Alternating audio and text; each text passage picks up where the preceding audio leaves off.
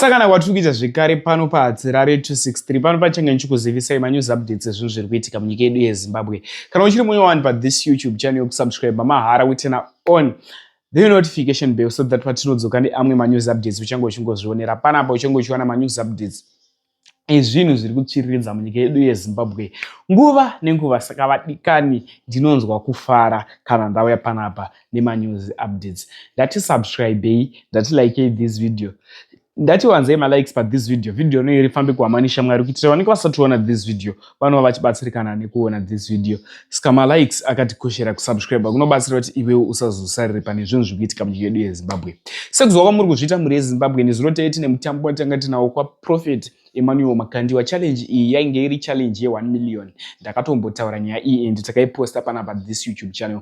Kana uri kumashure ndinokumbira usubscribe wobva wapinda muchannel medu wakataka kudzika step by step uchidzika mavideos ese ezvaitika wiki rese aripo panapa pathis YouTube channel.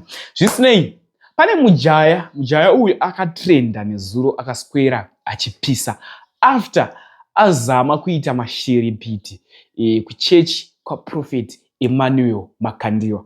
Aimbove mashiripiti eiko akaitwa nemukomana uyu. Mukomana uyu akatadza kufembera. Atadza kufembera zvaive mupocket maProphet Emmanuel Makandiwa.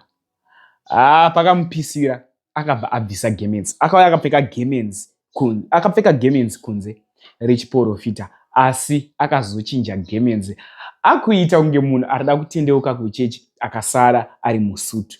So vanhu vanga vachiti toda kunzwawo mashoko view yake kuti aida kuzama kuita sei paakabvisa gemenzi paipai. Chii chaiitika mulife make, mumwoyo make hana yairova here, kutya malights here, nekuti munongoziva kuti vamwe vanhu vemashiripiti havashande nemagetsi, pamwe zvimwe anogona kunge akavhunduka electricity. Akati yowe ndorwa nemheni inongotambika iyoyo. Saka vanhu vanga vachiti Hatirare tiri kumbura kuona view yemukomana uyu. Subscribe vadika, ndogona kudzoka navo vese futi panapa vachitaura chikonzero chakaita kuti vatadze kunazofembera kana ivo vaizviti vanoona pamweya vanga vakazvipira kuti takaroteswa ende tichazvibata. Zvisinei, mujaya uyu abuda masipisi social media achiti pane pamwe panoda kungotaura padiki diki, achiti hanzi ndaiona rima ndakatanga angari mune magetsi zveshuwa nemalights anga akabaka papasina dzimwe malights, but ari kuti mweya wake wakavharwa akatanga kuona rima. Zvimwe zvanoda kubvunzwa muri yeZimbabwe tisati taisa video remukomana. Muri kubhilivha here kuti vanhu vese vaivaya vaive kuProphet, vaive kuchechi kwaProphet Emmanuel Makandiwa vanhu vanoita zvaMwari here? Makazvitarisa imimi kuti vanonzwawo Mwari here imimi? View yako iwe wakaitarisa iwe. Vana German vanga vane rasta vaivaya, handisi kutaura kuti havanzwa mumwe zvaMwari, but toda kuti toungonisana kuti iwewe wakavatarisa iwewe unoenda here kunobatsirwa kwavari after vatadza kufembera binocular raive mutrausi. But kufembera futi kunonetsa, chinhu chakaita sebinocular pregnant test. Iye mujaya uyu anga akatonyora hake zve1 million pabepa rake, ndo mujaya unoda kukwesirai anganyora zve1 million. Vamwe vakanyora kuti hapana chiripo, vamwe vanga vakanyora mazigi kuti vaisa mazigi mukati imomo, zvanga zvakanyorwa zvakasiyana siyana. Vamwe vakati Holy Spirit, zvakangosiyana siyana. Zvinhu zvanga zvakanyorwa pamapapers avo. But video rada kukwesirai ivideo remujaya wekubvisa gemenzi pamberi pevanhu vese. Ende video iri ari kutenderera munana TikTok, Facebook, kupi nekupi. Uri ngotokwataura kuti munhu akabvisa gemenzi kuchechi kwaProphet Emmanuel Makandiwa ari kubva anobuda akagara pasi akadai so aita kunge ari kushopera. Let's watch this video. Hello guys, so I have one of the people vangavari pachirongwa again. I think this is the third person I'm interviewing right now. And toda ngobvunza kuti mukoma wangu zvafamba zvakanaka here, chirongwa changa chiri fair here, and imimi ma lessons amadraw from chirongwa and ndezvipo zvamadzidza on this. Alright, chekutanga ndoida tongotenda nemukana watapiwa kumira pamberi pevanhu vakawanda kudaro nepamakamera hazvisi zvinhu zviri nyore. Ende chimwe chinhu chokunge munhu ane chivindi chekusvika pamberi paipai wotobvunzwa kakawanda kuti uri kuziya here, wotoramba uripo waende vamwe wadonhaka paye vamwe vaitonditi hai ndakutodaiso chamwandakati ndiri kuziya zvandiri kuziya. So ndini munhu atonyora 1 million pano.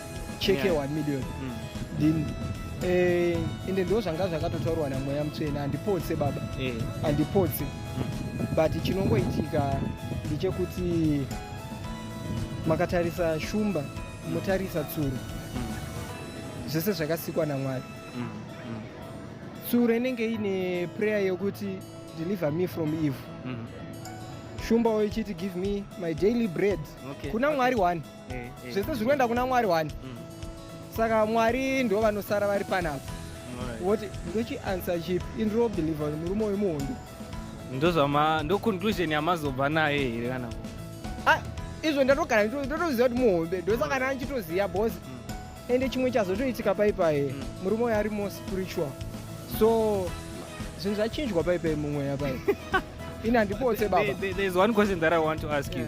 I remember, if my memory serves me very well, manga makapfeka gemenzi. Ndazoona mari visa. Like, can you explain to me kuti why exactly did you do that? Things of the spirit cannot understand things of the flesh cannot understand things of the spirit.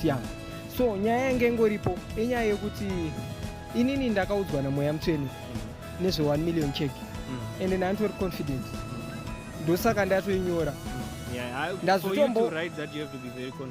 ndatogara pasi but ndaita imwe confusion yandatadza kuziva bhozi nandakuudzwa hazvisiri izvo zvauyiwa nazvo nhasi but ndandakuona black handina chimwe changa ndakuona but ndiregedze futi kunyora hazvimeke sense ndakamboudzwa 1 million so mukati arigaindibvise gemen ndatomboribvisa ndonyazoti saka chiri kundivharisira pabhozi ndakatomboudzwa kare semunhu akambonzwa ndofunga manzwa munhu waMwari achitaura achiti zvene profeti akatoendera kuna Samuel akamuprofita kuti ukufa but munhu akazonamata kuna Mwari mubhaibheri akawedzerwa 15 years zvakanochinja but ari seMwari akatotaura kuna profeti akazotochinja futi Mwari akataura kune munhu aye saka ndo madhiri angu etika paipe tachinjirwa matable. So can we all agree kuti hamuoni zvese?